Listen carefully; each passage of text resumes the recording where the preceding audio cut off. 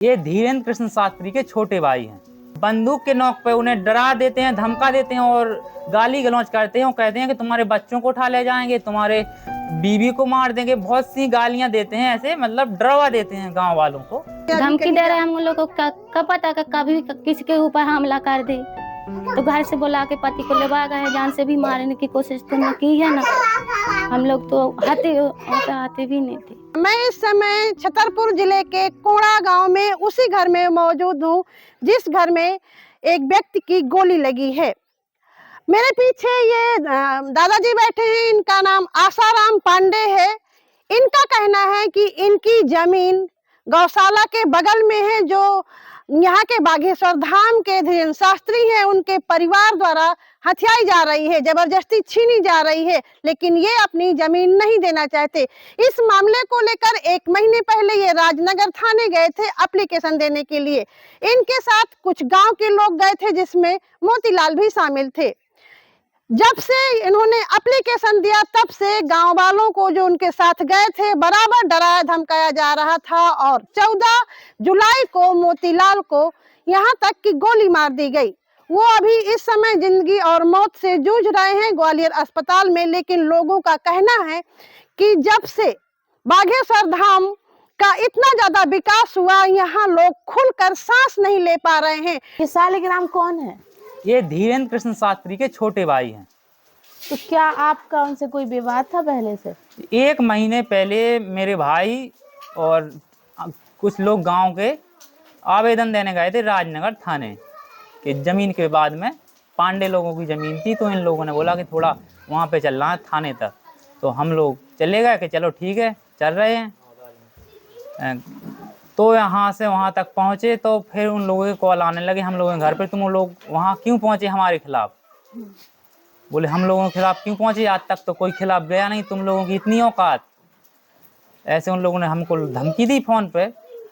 जो ये लोग ज़मीन हड़पने का काम इनका अभी का नहीं है, इनके ज़मीन हड़पने का काम सालों से चल रहा है कि रातों रात ज़मीनें हड़पते हैं और जीसीबी वगैरह से गड्ढे खोदेते हैं और रातों रात इनके पिलर भर जाते हैं और बाउंड्री हो जाती है। और गांव वाले कहते हैं कि ज़मीन, तो ये लोग बंदूक के नोक पे उन्हें डरा देते हैं, धमका देते हैं और गाली गलौज करते हैं और कहते हैं कि तुम्हारे बच्चों को उठा ले जाएंगे, तुम्हारे बीवी को मार देंगे। बहुत सी गालियां देते हैं, ऐसे मतलब डरवा देते हैं गाँव वालों को। हम तो आंगनबाड़ी गए थे आधार कार्ड बनवाने के लिए, तो हमको खबर मिली तो हम आए तो हमारे पति बेहोश डरे थे।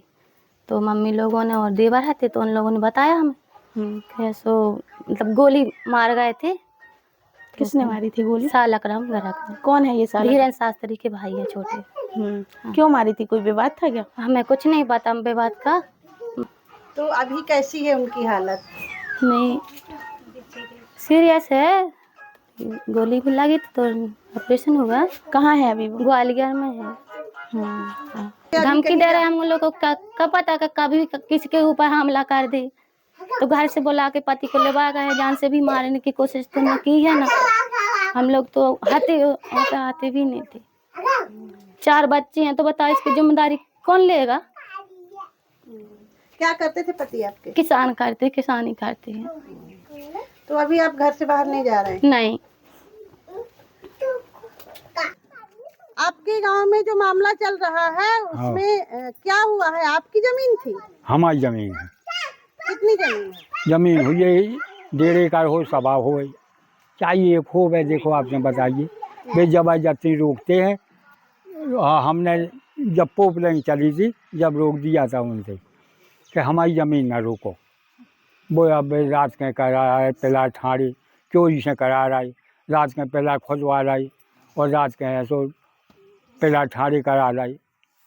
और हमें एक दिन आज तो धमकी भी देती, बोले जो गांव में रहने होए तब मंडी बन जान दो और नहीं सही गांव में ना मिले रहे भैया। अच्छा, तो आपने कार्रवाई की कहीं पर? हमें आए संजय जी वो हैं गए थे, सोनी जी गए थे और जी कुशवाहा जी गए थे और गररिया गए थे। तो इनको मारने के जब मारा थे जी, अब इन्हें गोली लो मार जाई। आपके साथ गए थे? आपके पास? हमारे साथ में गए थे जी, रात के हम राजनगर गए थे तो गवाही देने के लिए। हाँ, ये धर्म के नाम पे गरीबों को सताते हैं। धर्म की आड़ में सब खिलवाड़ चल रहा है। गरीब जनता के साथ मारपीट इसी कारण हो रही है। तो यहाँ पर क्या क्या चीजें नहीं हो पाती दहशत के कारण, अभी आप बता रहे थे? यहाँ पे दहशत के कारण यहाँ पे डीजे नहीं बजा पाते हैं लोग। यहाँ पे बारात में दूल्हा आता है, उसके लिए घोड़ी भी नहीं चढ़ पाते हैं। ये रस्में होती हैं बुंदेलखंड में हम लोगों की, ये बहुत सी रस्में नहीं होने देते हैं। तो फिर जब आप कुछ शादी ब्याह करते हैं या आपके गांव वाले, तो कैसे खुशी मनाते हैं?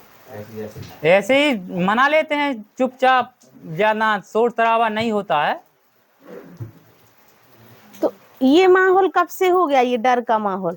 ये डर का माहौल काफी सालों से है, जब से ये लोग इनके पास ये उल्टा अंधा पैसा आया, काला पैसा आया, जब से इन लोगों के कारनामे शुरू हुए हैं।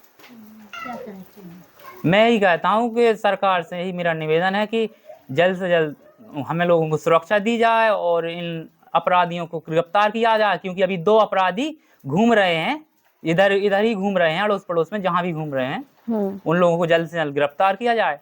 लड़का को समोसा बेचा तो तई पकड़ो, उसको मारो चांटा और बोले कि चल थाने ले चलने। तेने बिच के शोर के खिलाफ अगर गए हो, उनके साथ मदद करी तो तुम हमारी भी करो। वो बोले हम कैसी करें, हम गए नहीं यहाँ होते, उन्हें हमें तुम वीडियो में देख सका था। उनके पापा कह रहे थे कि हम अकेले हैं तो हमें रामबाग तक छोड़ दो। लड़का छोड़ने भर गया, हमारे लड़का को उठा के ले गए। हम इतने में फ़ोन लगाने लगे, जो लोग इनको पकड़ लेगा सो इनकी मारपीट करने लगे और गोली चला दी। शालिग्राम जी के बारे में हम पहले ही कह चुके, 3 साल पूर्व में। हमारा कोई उनसे लेना देना नहीं, वैसे भी परिवार से हमारा कोई लेना देना नहीं। पूरा विश्व हमारा परिवार है, पूरा समाज हमारा परिवार है। हम समाज के लिए, राष्ट्र के लिए जीते हैं, सनातन के लिए जीते हैं। और छतरपुर जिला और हमारा परिवार बहुत बड़ा है, तो कुछ ना कुछ यहाँ होता रहता। कानून दंड दे, उन पर कानूनी कार्रवाई हो और उन पर जो उचित से उचित दंड हो सकता, कठोर से कठोर जो करे उसको भगवान दंड दे और कानून दंड दे, यही हमारा कहना है। और एक बात और हम कहते, हर बात में हमको जोड़ा ना जाए, ये हम विशेष प्रार्थना करेंगे। हमको हर बात में जोड़ा ना जाए, क्योंकि बहुत बड़ा परिवार है, गांव छतरपुर जिला सब बड़ा है, तो लोग सब जुड़े हैं, तो कुछ ना कुछ रोज होता ही रहता है। अब हमें पूरे विषय तो पता नहीं है, इसलिए हम स्पष्ट कहेंगे कि हर बात में हमको जोड़ा ना जाए। थाना राजनगर क्षेत्र अंतर्गत जो 2 पक्षों के बीच में विवाद हुआ था और मारपीट के पश्चात में इसमें FIR की गई, जिसमें कि 109 BNS जानलेवा हमले का प्रकरण और सुसंगत BNS की धाराओं में 4 व्यक्ति के विरुद्ध अपराध दर्ज किया गया, जिसमें से 3 नामजद हैं, शालिग्राम, अंकित और सतीश, और 1 अज्ञात है। विवाद की वजह अभी जब फरियादी के साथ, क्योंकि फरियादी खुद घायल थे और बहुत बताने की स्थिति में नहीं थे, FIR लेने के पश्चात और जब परिजनों के बयान होंगे तो ज़्यादा स्थिति क्लियर हुई।